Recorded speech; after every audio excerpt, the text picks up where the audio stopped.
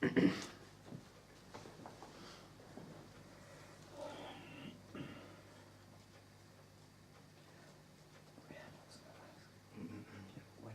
in 2 weeks' time, isn't it? Whenever you like, right? What do you get? What kind of venue? Just, after students are going to take the exams. It's going to be around there. That's something how many you Bismillah ar-Rahman ar-Rahim. Alhamdulillah, salatu wassalamu ala Rasulillah. Amma ba'd. Assalamu alaikum wa rahmatullahi ta'ala wa barakatuh. I think inshallah today is going to be the last session as well as the most controversial session maybe. You will see it now inshallah when we start it, when we'll go to the details you will see. Just before we will go to the new paragraph, just I wanted to go very briefly to the last point that we were talking about. So the last issue that we were talking about, I'm sorry, it was the Qudra and Irada. So we said that it is two attributes, I'm sorry.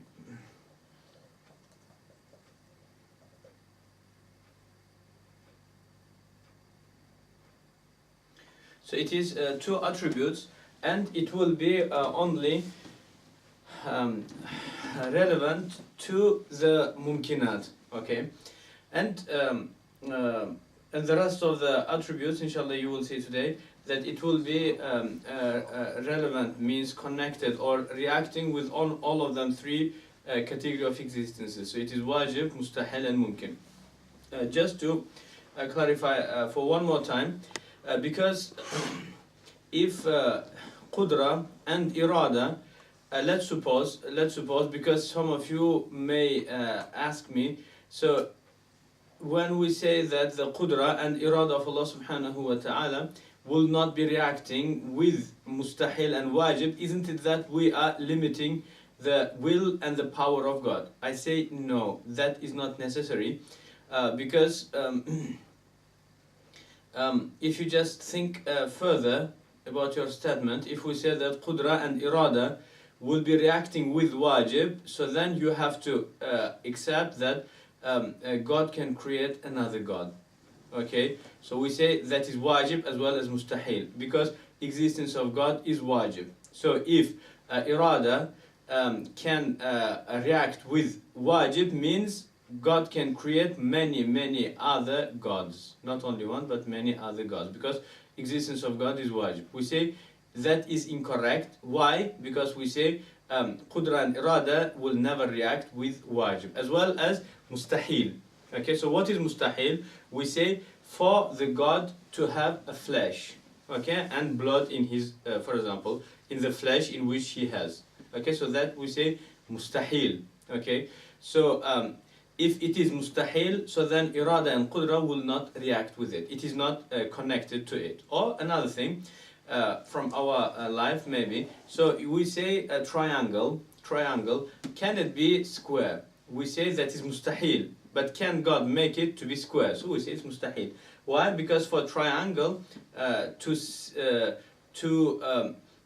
be a square, what makes a triangle to be triangle? We say because it has three corners. As soon as it will not have three corners, it's not triangle no more. Okay, so triangle becoming square is mustahil. So qudra and irada of Allah subhanahu wa ta'ala will not be related to the mustahil and wajib. So that's what we actually were talking about. Okay, now mustahil is impossible. Wajib is necessary. So, irada, as we said, irada is an attribute which makes the mumkin, which gives a priority to several options of mumkin. So irada will specify one of them options. For example, me existing. Okay, me being born, I say it is mumkin. But then, irada of Allah subhanahu wa ta'ala will specify because there are many options: skin of my color, the place in which I will be born, and the time in which I will be born, and my length of my life, and wealth, knowledge. All of that is the options which is related to the mumkin. Okay, so will I be black, red, or yellow, or what? So that is many options of the mumkin. So irada will come to specify one side. Okay, but anything which is not specified by irada never can exist. Okay, so it is the same as, if you remember, we mentioned, let's suppose that you see the weighing scale, okay, and then one side becomes heavier but with no reason. We say it's impossible because it's 50-50, okay, unless you put some weight on one side, so then it makes that side to be heavier. So we say that thing which makes it to be heavier, we say that is irada. Okay, so that is the main thing about the irada. Now, so al-ilmu wal-hayat. Al-ilmu wal-hayatu was-sama. Al-ilm is a knowledge. Then he says, al-ilmu sifatun yankashifu biha al-ma'lumu ala ma huwa bihi. So knowledge is the attribute of Allah subhanahu wa ta'ala which discloses the subject as it is.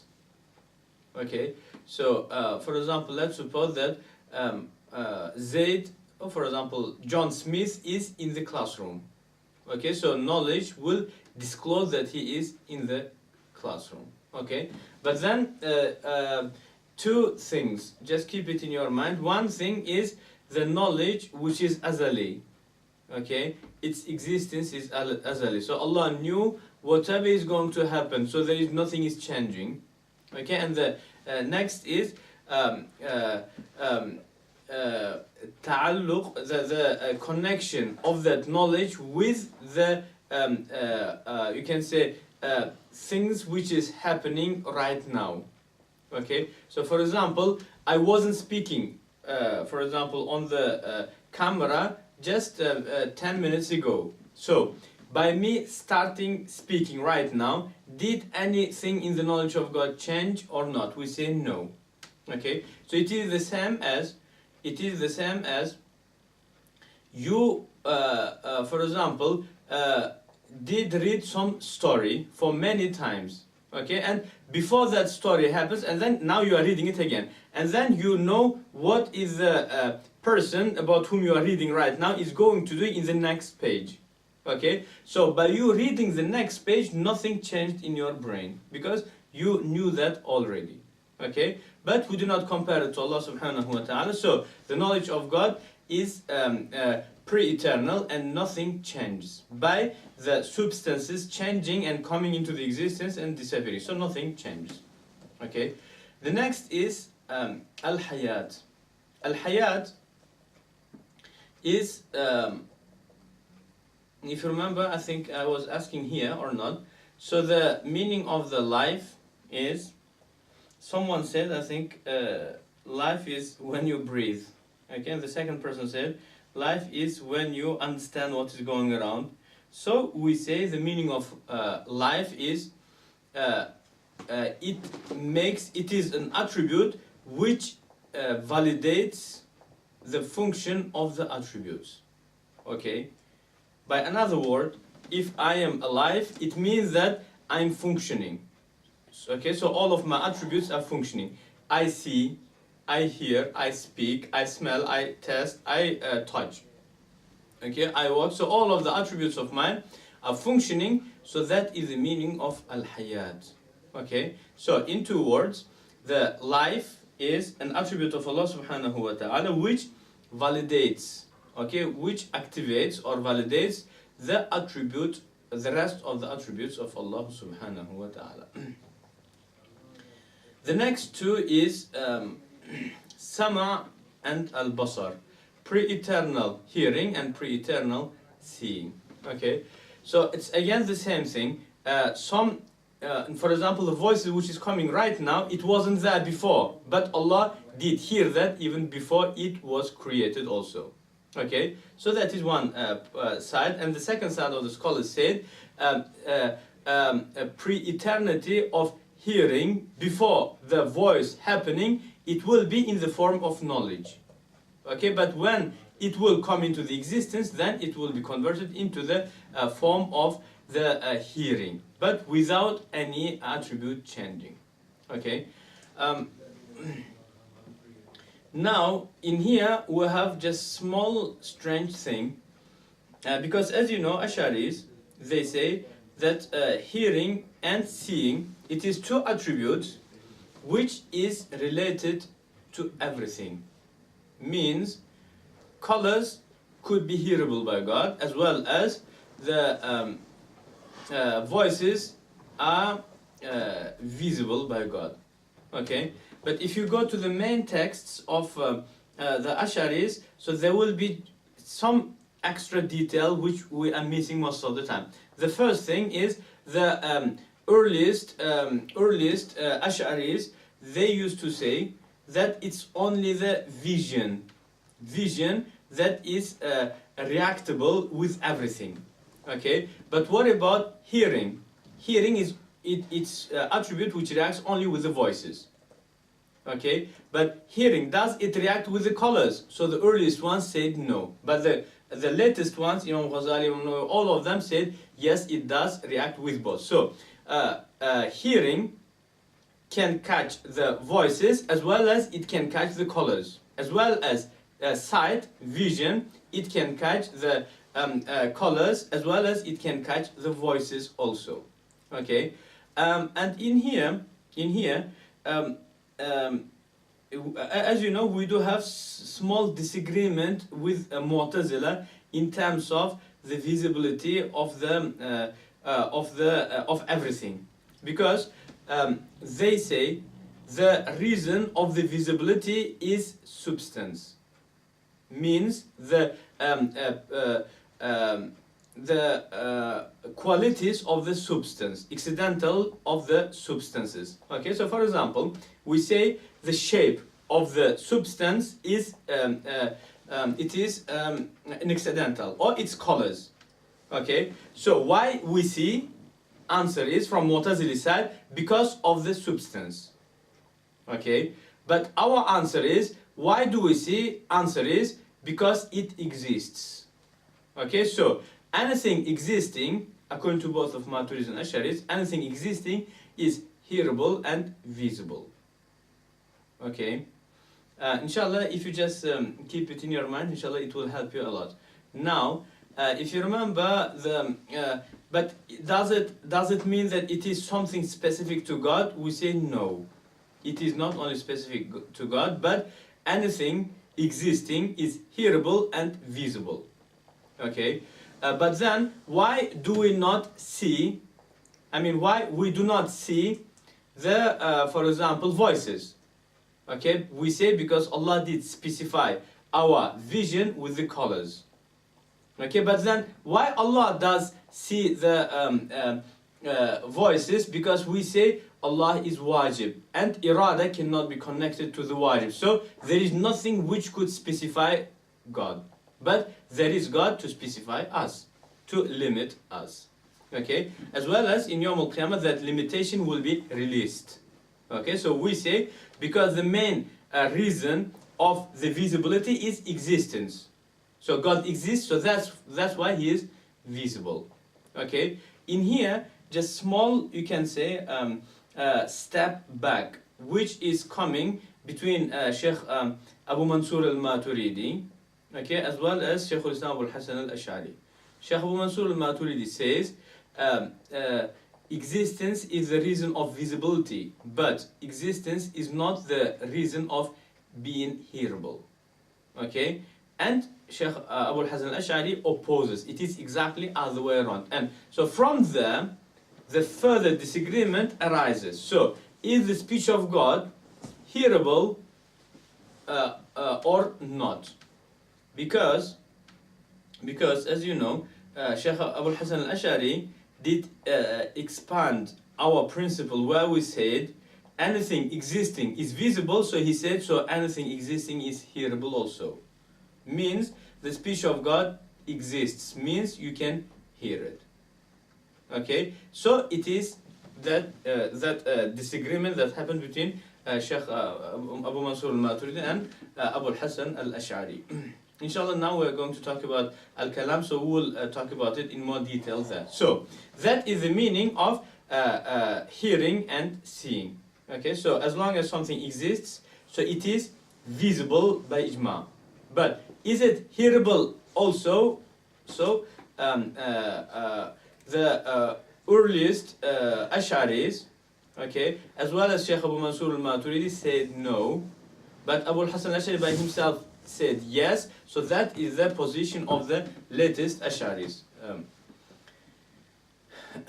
But then there is another question. You know, now we are missing one attribute, and I really want to take your opinion.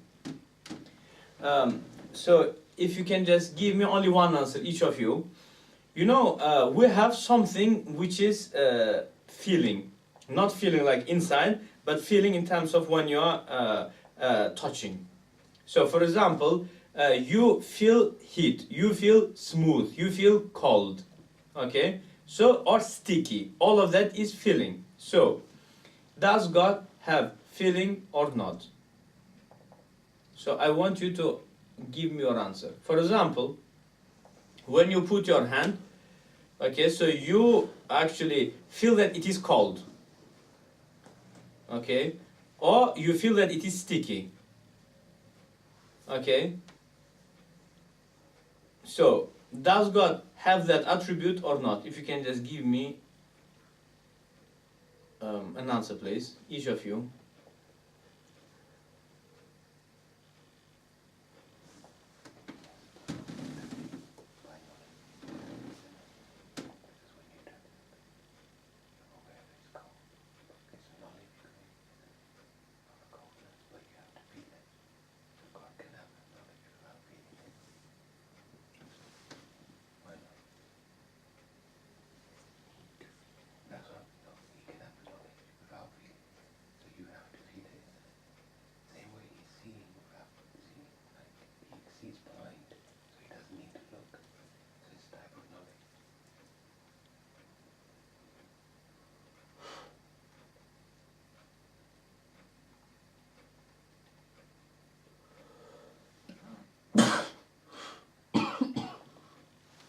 Okay, nothing is like unto him. Okay.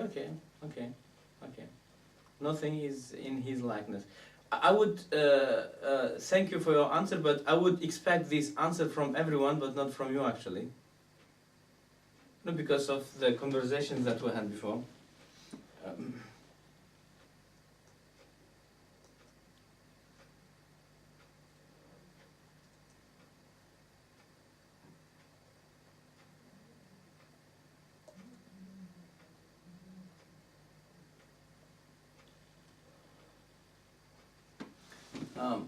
Our feeling is just out sensory input, recognizing temperature, different pleasure, friction, etc. Well, no, I'm not talking about the inside feeling, but I'm talking about the senses, like sensitive. When you're sensing something, when you're feeling something by your fingers, for example.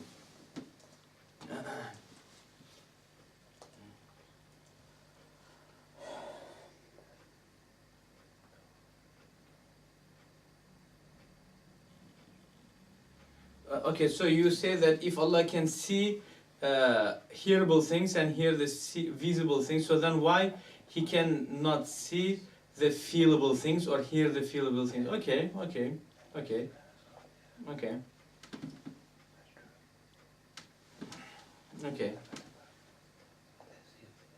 Okay, any other opinion, please?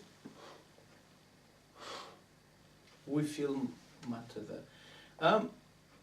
No, in that case, you know, now it's it looks very flashing. Your answer looks very flashing, but it's not an accurate answer, isn't it? Because when you see, so when you see the when we say that you can see the hearable things, we do not mean that you will see the voice in the form of the voice. I think he does, but it's different to us as humans. Okay, well, it's skin, matter. Okay, okay. Okay, what do you guys think here? Feeling. Sheikh, I was thinking feeling is actually just the knowledge of the way we gain the knowledge. So actually, is there any really such thing as color? Yeah. It's just some frequency. Yeah. And then the way our brain interprets it is as red, green. So it's just a type of knowledge. So can't Allah gain that knowledge? He has that knowledge without having to touch. No, but isn't it that when you feel it is knowledge, but there is one extra point also. Mm-hmm. So It is there still. Some Yeah. extra point is still there, isn't it? yeah. So when you put your hand, so it is hot. So Mm. it is there, but as well as there is some extra thing, that what we call as feeling. Mm. Information is there, I agree with you. Knowledge is there, Mm. but extra thing which we call feeling is different to the knowledge, isn't it? So I would say from our limited knowledge, Yeah. we would say no. But I think Ba'ashiri say yes, isn't it? But he can't. There's some way of feeling or something. But I don't know. Like to me, it doesn't make sense. Like how can Allah have that, as you said, that touch? So Okay. I would say no. Heat is just, in fact, radiation. Cold is just absence of that. Okay, okay, understood. Okay, that's enough. That is sufficient. Okay, now look. This disagreement is actually, initially it did happen between Maturidis and Asharis. We say anything which is not attributed to God by Quran or Mutawatir Hadith, we do not attribute it to God. Okay, so that is our position. And feeling in Arabic language called al-idrak. Idrak. Okay. Idrak is actually, idrak has many meanings. One of them is just feeling. Okay, like the. So then they said idrak is one of them, one of the qualities of perfectness. Not having idrak is deficiency, and God is free from the deficiency. So that's why we have to attribute it to Allah subhanahu wa ta'ala. So that is the first disagreement between us, Maturid, between the school that I follow, Maturidi, and between the Asharis. They say it is there, because not having it is deficiency. Okay, but we Maturidis say anything which is not attributed to God in Quran and Sunnah, it is actually declined. Okay, and some of the non-reliable sources of Asharis, they say that it is actually attributed to God in the ayah in which Allah says, لا تدركه الأبصار وهو يدرك الأبصار. The visions cannot catch him, but he can catch visions. So in there Allah did use the word of tudrikuhu, لا تدركه وهو يدرك الأبصار. Okay, and if you remember, I said, I don't know if it's here or the, so in Ash'ari position, anything, if it is not attributed to God as his attribute in the form of noun, Maturidis do not attribute it. For example, Samia. So Maturidis say Samia, but anything which is attributed to God in the form of verb, Maturidis do not attribute it. Okay, but they do not convert it into the form of noun, but they attribute it into the form of verb. But Asharis say we have to check, we have to look into that verb. So is that verb a deficiency or is it perfectness? For example, وَيَمْكُرُونَ وَيَمْكُرُ اللَّهُ. Okay, they are making makr, so Allah is making makr. So now, can we attribute makr to God saying Ya makir? Okay, so verb is وَيَمْكُرُ اللَّهُ, and converted into the noun to say that it is one of the attributes of God. So straight away Maturidis say no. Asharis say this specific one is not permissible. Why?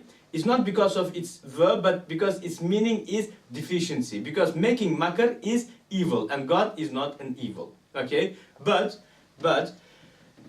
for example, if in this ayah idrak, okay, Allah did attribute idrak in the form of verb to himself. So Asharis say not having idrak is deficiency. So means to have idrak is the quality of being perfect, means we do attribute it to God. So that is the first disagreement. Okay. Further down, Ash'aris disagreed amongst themselves. Okay. So then they said, if we attribute it, we do not attribute it separately, but it should be under one of the categories. Okay. So some said, actually we do attribute it separately, and inshallah you will see that it's going to be the mu'tamad of the Ash'aris. And the second group said it is one branch of seeing, visibility. Why? Because sensing, so idrak, what's the meaning of idrak? So when you put your hand on something, okay, and then that thing on which you do put your hand, it will get split into two. You feel it. So splitting into two is visible and it's not hearable. Means sensing is branch of visibility. So it is basar. So idrak is a basar. Okay. And the second category of Ash'ari said, actually it is not basar, but it is a knowledge. Why? Because when you put your hand, so if it is cold or hot, so you do not see the cold and hot, even if you see the separation, okay, or a combination, okay. But you can know separation and combination as well as you know the cold and hot, okay. But anyway, that is two weak opinions within Ash'ari position, and the first opinion which says that even though there is knowledge in both of separation and heat and cold, but there is some extra in there also. Okay, so that's what they call idrak. But then idrak of God is not like our by touching. It is the same as vision of God is not like our by using the eyes. Okay, so the same thing about idrak. Okay, further down, then they said so we understood that sama reacts with anything existing, colors as well as the sounds. Okay, so what about the hearing? It's the same thing. So then what about the idrak? Ash'ari said it is the same thing. Anything existing is reactable with al-idrak. Okay, so that is another issue. Okay, so then the next issue is going to be al-kalam, kalamullah. It is very, very controversial and very difficult, so that's why I'm going for a short break, something about 10 minutes. Inshallah, then we'll come back to continue, inshallah. Thank you.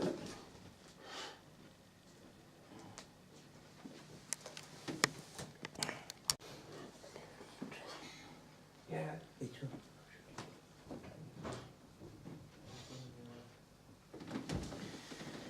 Okay, Bismillah, alhamdulillah, salatu wassalamu ala rasulillah. Okay, so the next attribute is the attribute of a speech.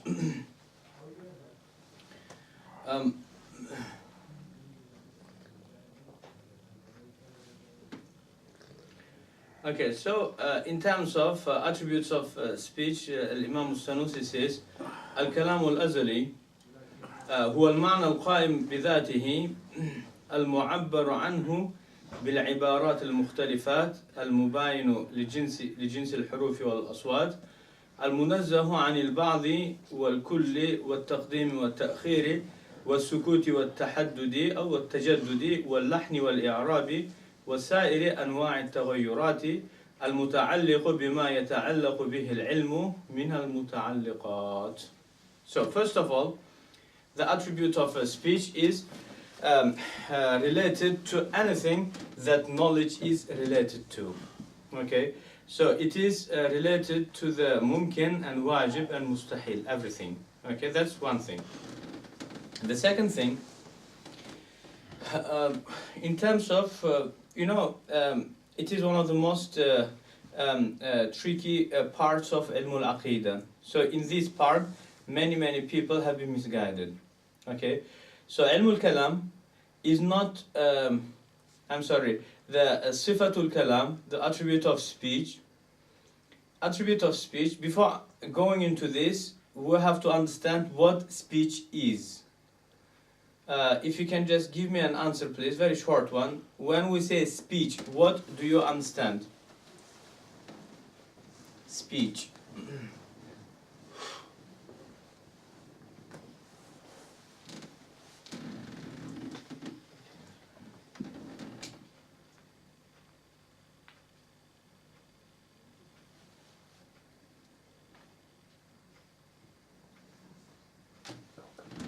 Verbal communication. Speech is communication. So you are communicating. So when you're speaking to yourself, are you communicating then? Verbal communication. So you say, I was speaking to myself. So it doesn't mean that you was just verbally pronouncing something.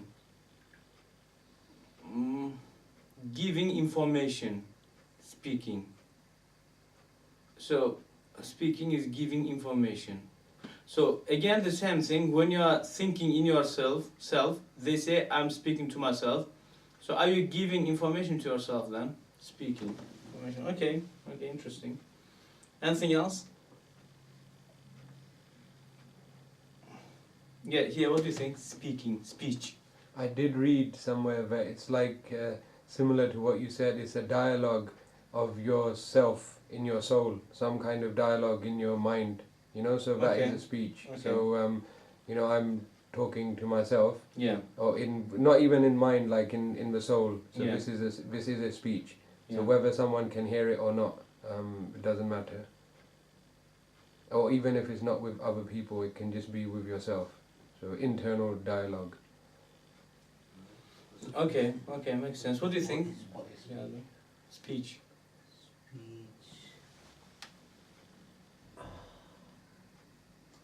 There's some form of communication, Communication. So, but it can be verbal, it can be like even sign language. Yeah.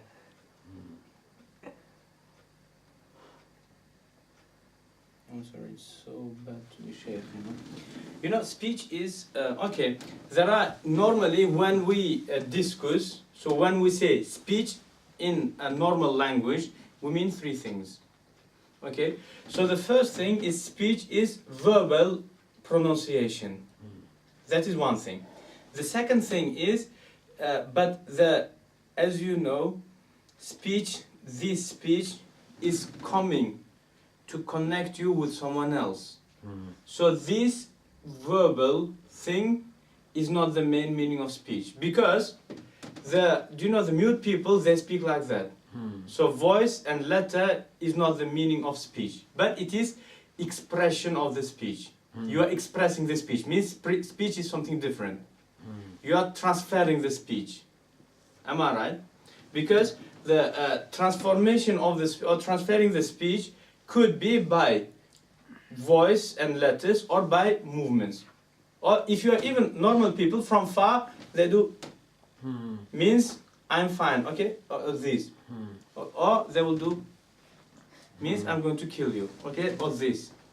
Okay? So all of that is speech. Do you understand? So we say it is the first form of speech.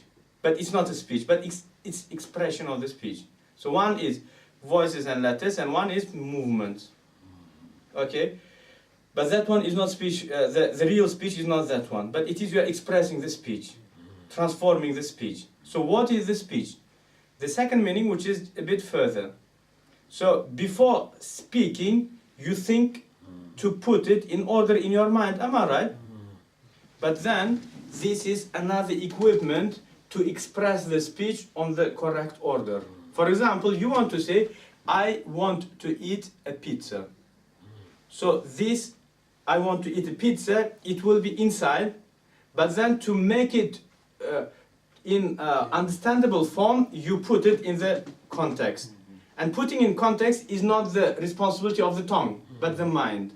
But yet is a real speech. But it is you can say, setting up the speech. But speech is different thing. So what is the speech? We say speech is something that happens in the heart of a human being. There is a meaning in there, Okay, so that meaning comes and hits your mind to leave your body, but your mind will filter it to put it on the order, and then you express it by movement or by, for example, voice. Okay, so that is so but the main meaning of the speech is something that you have in your heart, which is coming.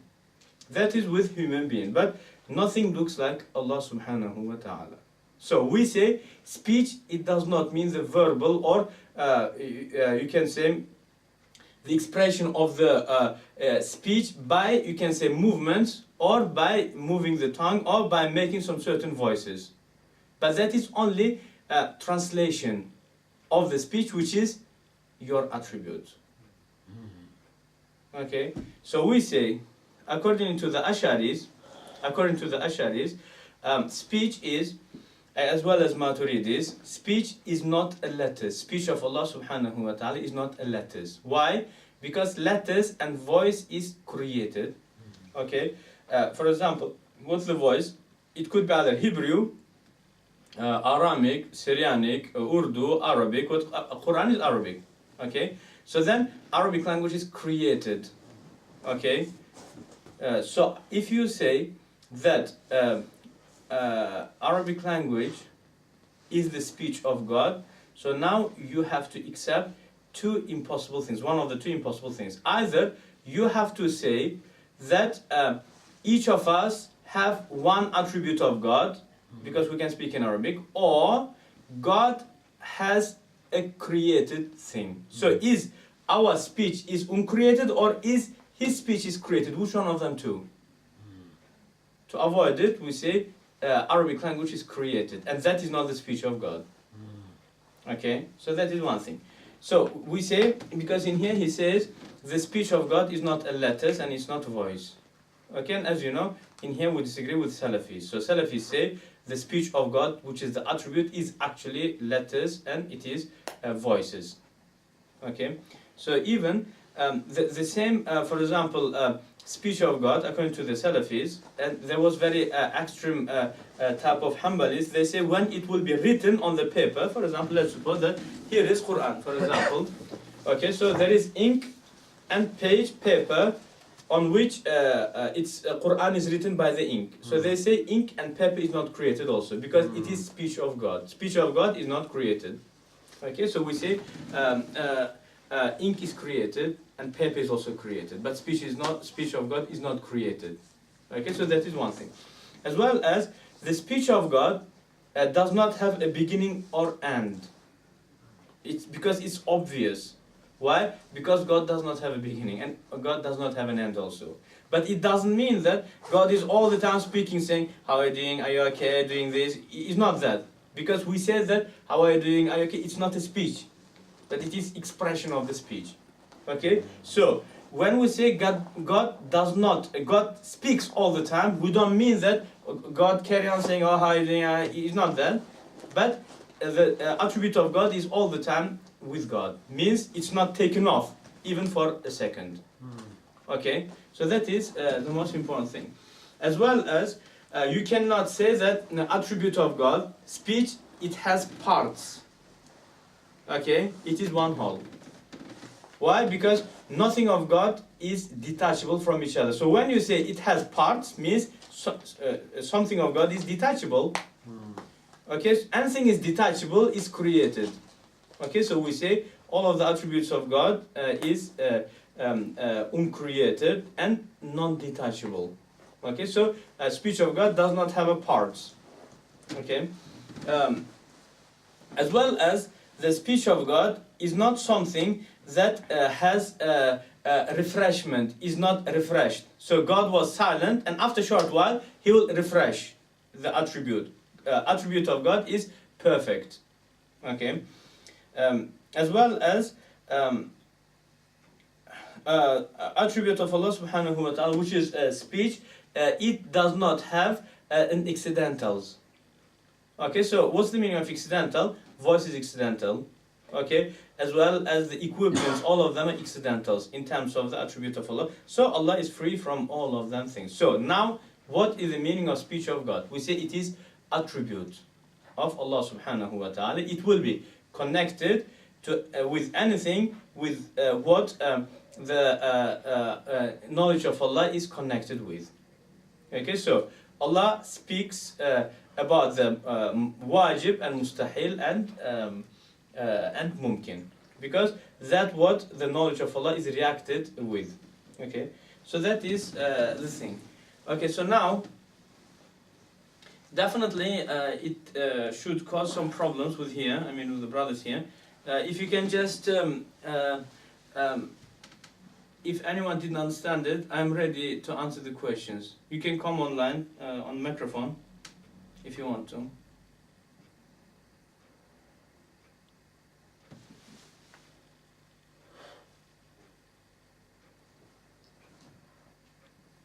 How to put it on?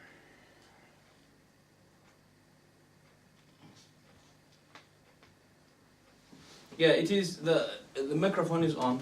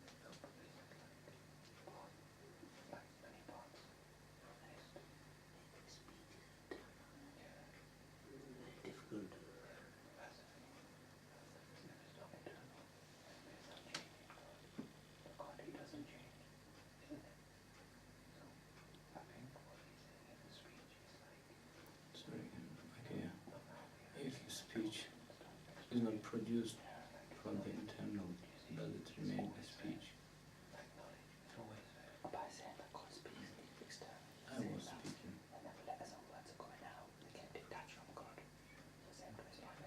No, I couldn't hear nothing. If you can just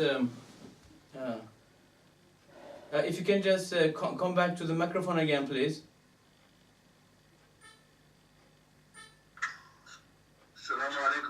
Wa alaikum salam. Yeah, I can hear you now, yes. My question was just clarification. You were defining the speech as an internal thought then expressed by words or body language. Am I correct? No. No. Thought, I did explain it as putting the speech in order, I mean, to put it into the context, just to, in order to express it by speaking, by verbal version of speech. But speech is not that thought.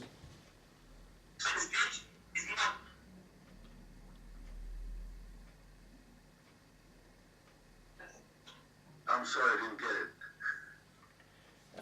it. Okay, so there are three things, what we call as a speech. One is verbal thing, okay, and one is thoughts. And I said it's not the meaning of the proper speech, but the main meaning is something that you have in your heart. And then you filter. No, it is speech actually.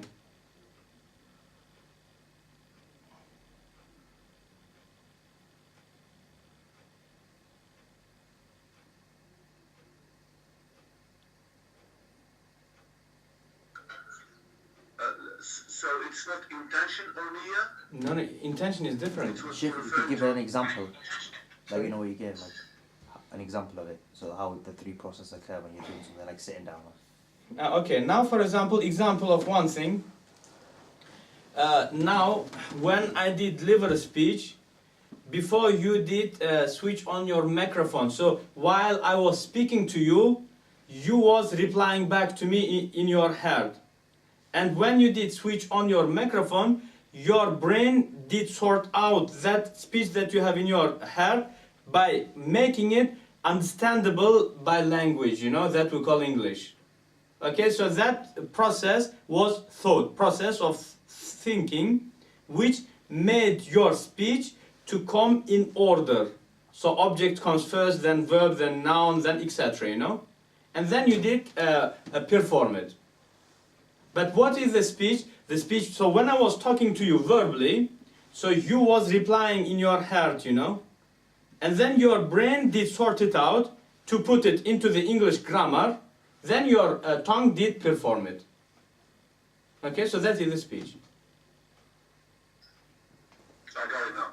I love it. Okay, okay. So but then question arises. For example, Salafi brothers, they say Quran by ijma is speech of God. We say 100%, both of Maturidis and Ash'aris. But then, according to what we did explain, letter, voice, all of that is created. So does it mean that Quran is created? We say Quran, which is the attribute of God, is not created. Listen to me, this one. Attribute of God is not detachable. So for example, now I have got, for example, two parts of Quran in here. So my question to Salafi brothers would be, do you believe actually that I do hold some part of the speech of God in my hand right now in here?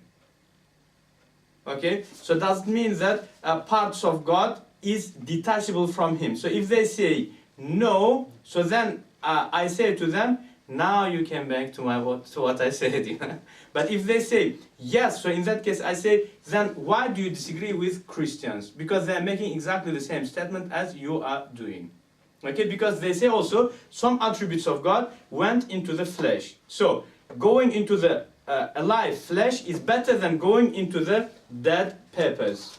Okay, so it is quite obvious. So now, as I said, either there are three options.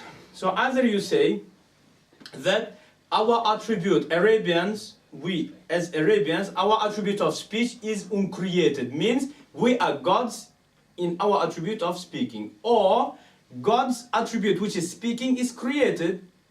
So one of them too. And the third opinion, which is Ash'ari Maturidi, we say none of the attributes of God is created, but language is created. But the attribute of God, which is speech, is not a language. So that is not letter and voice and sound. Okay, so that is very easy to understand. Any questions, please? Now,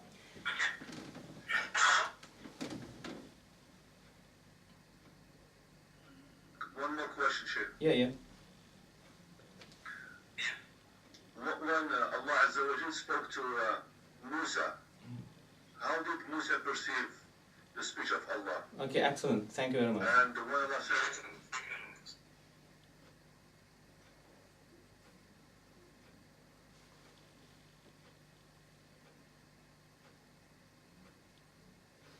Okay, so in terms of speech of Allah subhanahu wa ta'ala with Musa alayhi salatu wasalam. So there are two answers for that. The first one is the answer of Shaykh al-Islam Abu al-Hasan al-Ash'ari. So according to Abu al-Hasan al-Ash'ari, Musa alayhi salatu wasalam did actually hear the actual speech of God. Okay, but then Allah does not say that Musa heard the voice of God, but in here is Allah says, وَكَلَّمَ اللَّهُ مُوسَى تَكْلِيمًا, means Allah have spoken to Musa directly. Okay, so Shaykh Abu al-Hasan al-Ash'ari said the speech of God is hearable. Okay, even though if it's not a sound and letters and voice. Okay, as a miracle. So as Allah is visible in Yawm al-Qiyamah. Okay, so that's how Musa alayhi salatu wasalam heard the speech of God. And we do not say the voice of God, because there is no voice of God, but there is speech of God. Okay, so that is actually the position of Shaykh al-Islam Abu al-Hasan al-Ash'ari. And because our text is Ash'ari position, so we will go with this statement in this text actually. And then Shaykh Abu Mansur al-Maturidi disagreed, because Shaykh Abu Mansur said that the speech of God is not hearable. Okay, because according to him, the hearable thing is sound, and the speech of God is not a sound. Okay, so that was the position of Sheikh Abu Mansur actually. As well as just maybe another criticism to what I did say. Allah subhanahu wa ta'ala says, أعوذ بالله من الشيطان الرجيم وإن أحد من المشركين استجارك فأجره حتى يسمع كلام الله ثم أبلغه مأمنا. Okay, means if some mushriks will ask a refugee from you to come to visit you and to listen to the speech of God, so then let him to give him protection and let him to listen to the speech of God, and then take him back to wherever he feels safe. So anyway, in here, it means in here that the speech of God is hearable. So I do not say that it is the position of Ash'ari against Maturidi, but I say it is the position of Salafi brothers against both. Because even when Abu al-Hasan al-Ash'ari says that speech of God is hearable, he doesn't mean that the speech which is written on the paper, so that when Qari reads it is hearable. That is agreed upon between Maturidi and Ash'ari. Because now I recite Quran, all of you hear. So Sheikh Abu Mansur does not refuse that one. But they actually disagreed about the actual attribute of God. But then what about the Quran? Sheikh Abu al-Hasan al-Ash'ari said, it is indication of what speech of God is. Okay, so as when I speak to you, the indication of what my speech is, the verbal, you can say pronunciation of my speech which is in there. Okay, so that's how a written version of Quran is actually translation and expression and indication of what the actual speech of God is. Okay, so according to that, what I mentioned in terms of mushriks listening to the word of God, and word of God being hearable by mushriks, I say it is the position of Salafis against Ash'aris and Maturidis, because Allah did mention that Quran, which is written in the paper, which is read by people, that is actually attribute of God, which is kalam. Okay, we say this ayah means, kalam Allah means listening to something which indicates the speech of God. Okay, so it is very obvious. So what we mentioned before, as like metaphoric using, you can say that fire did heat me up. Okay, but you do not mean that fire did heat you up or heating did heat you up, but it is God did create a heat in you. So that's what you mean. So, but it is your metaphoric way of explaining the matter. So that's how Allah did use the metaphoric meaning of explaining, saying that if some mushrik wants to listen to what indicates the speech of God, so let him to listen to it. Okay, so that's what position of Sheikh Abu al-Hasan al-Ash'ari is. Okay, so if you do not have a question, inshallah, we actually will have just short break in here, again 5 minutes, and in the third part of the lecture, inshallah, we'll finish the book, inshallah. Alhamdulillah Rabbil Alameen.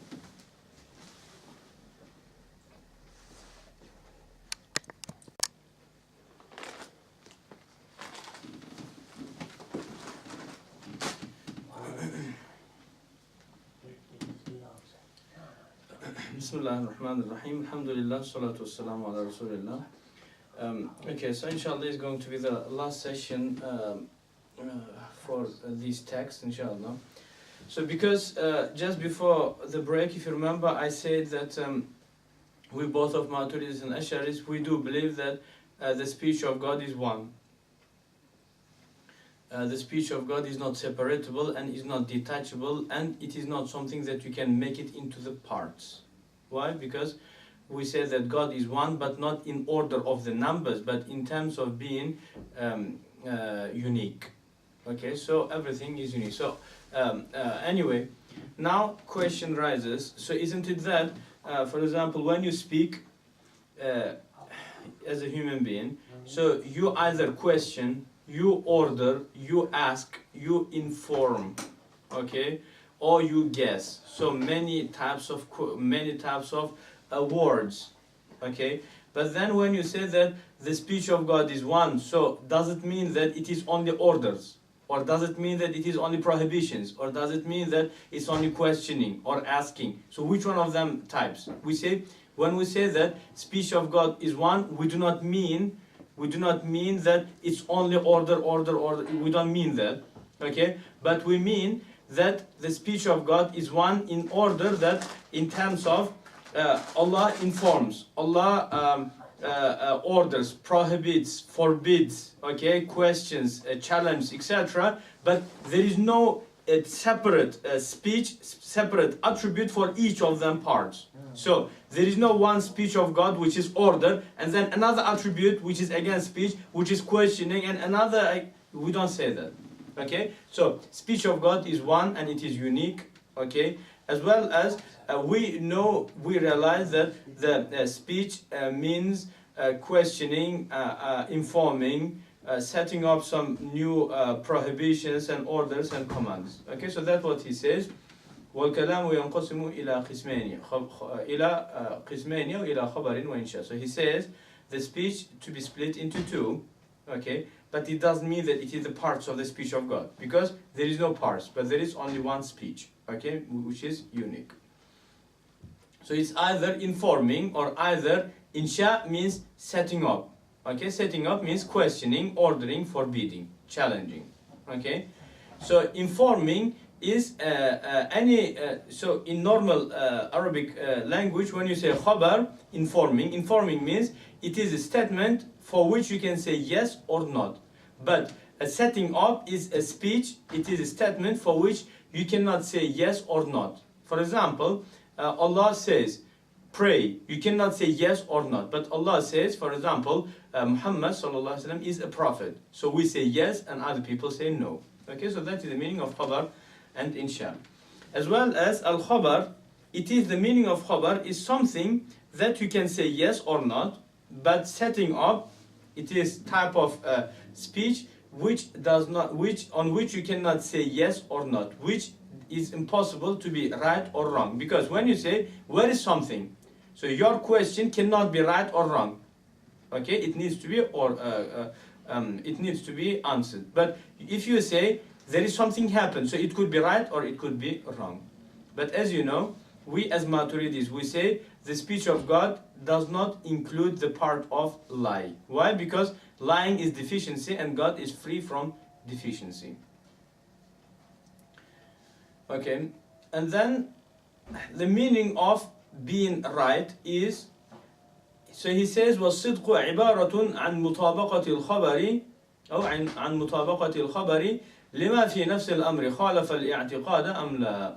So the sidq, for some statement to be right, he says it's the meaning of being right is it should be applicable in the reality 100%. Even it doesn't matter, do you believe on what you are saying or not?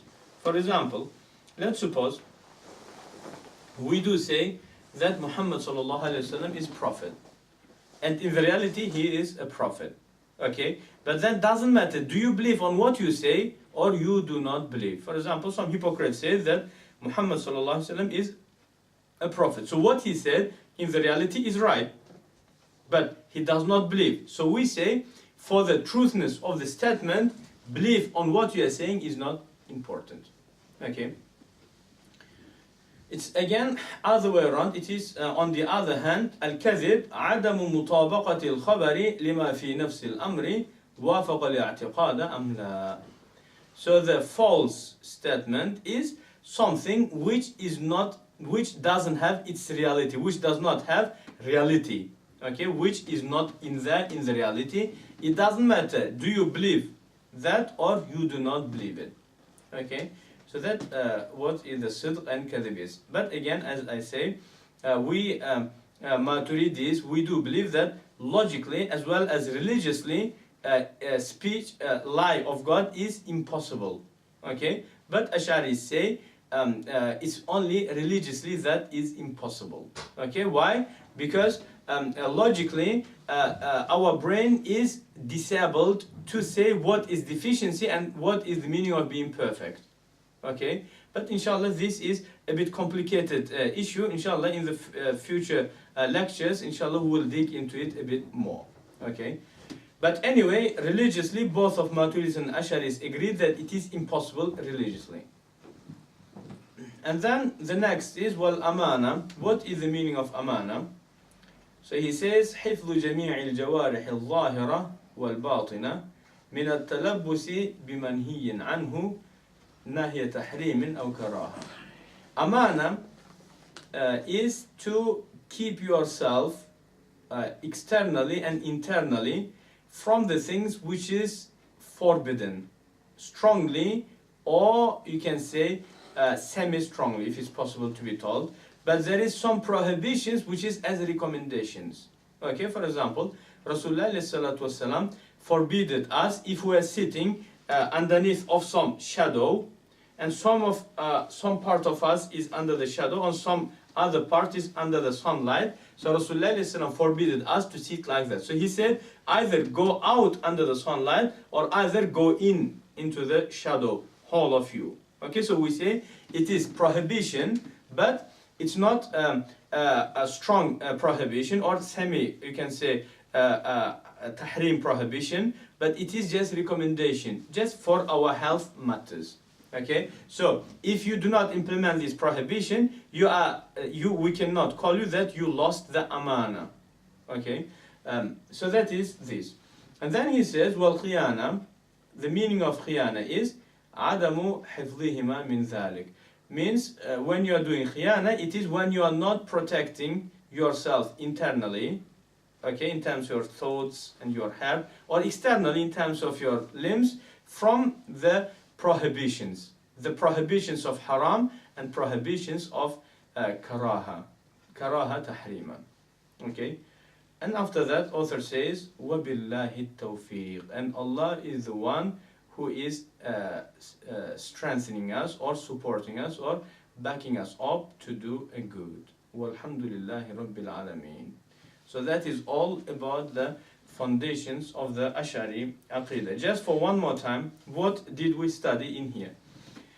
In the beginning of the text, Sanusi went to clarify very important thing. When you say it is correct statement, or when you say it is incorrect statement, so that either could be religious, okay, so you are saying it is correct according to the religion, and then he went to explain how many statements there are in the religion, or sometimes it will be habitually, okay, so that's what we call scientifically, and sometimes it will be logically, rationally.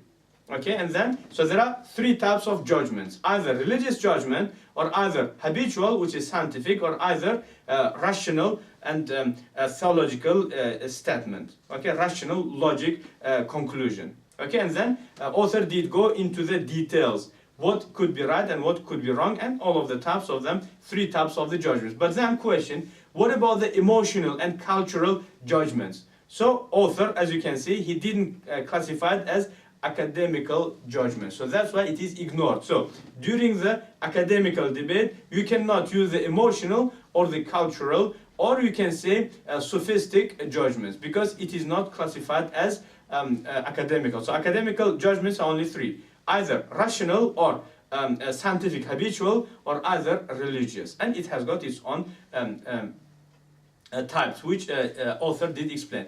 And the second thing that he went to explain, he explained the reasons of the Muslims disagreeing with each other, and what makes the person to fall. So because of disagreements that happens between Muslims, so he did give us several reasons, several bases for the disagreements, and after that he did mention, when we disagree, what constitutes kufr, okay, and then he went to explain, when we disagree, what constitutes a bid'ah.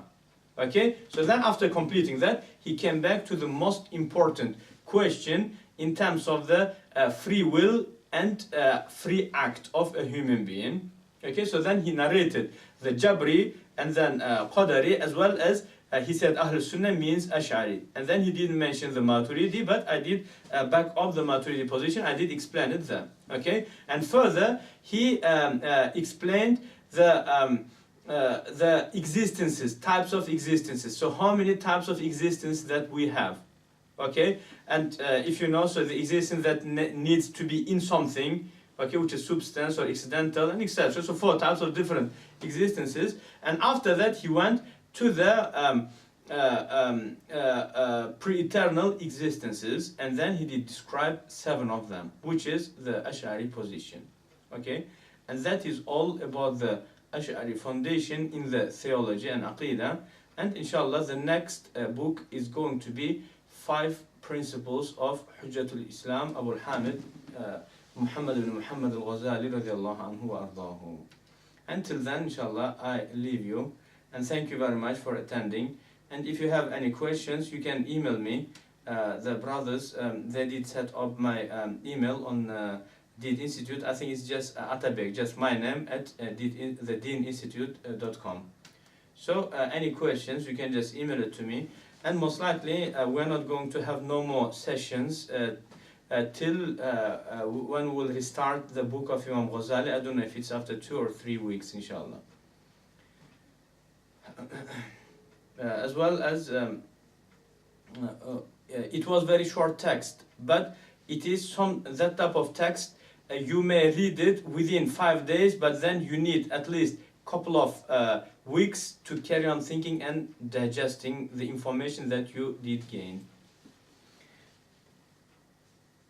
Astaghfirullah. Thank you very much, and thank you very much everyone. Thank you very much. Inshallah we'll see you in about 2-3 weeks time. Assalamu alaikum wa rahmatullahi wa barakatuh.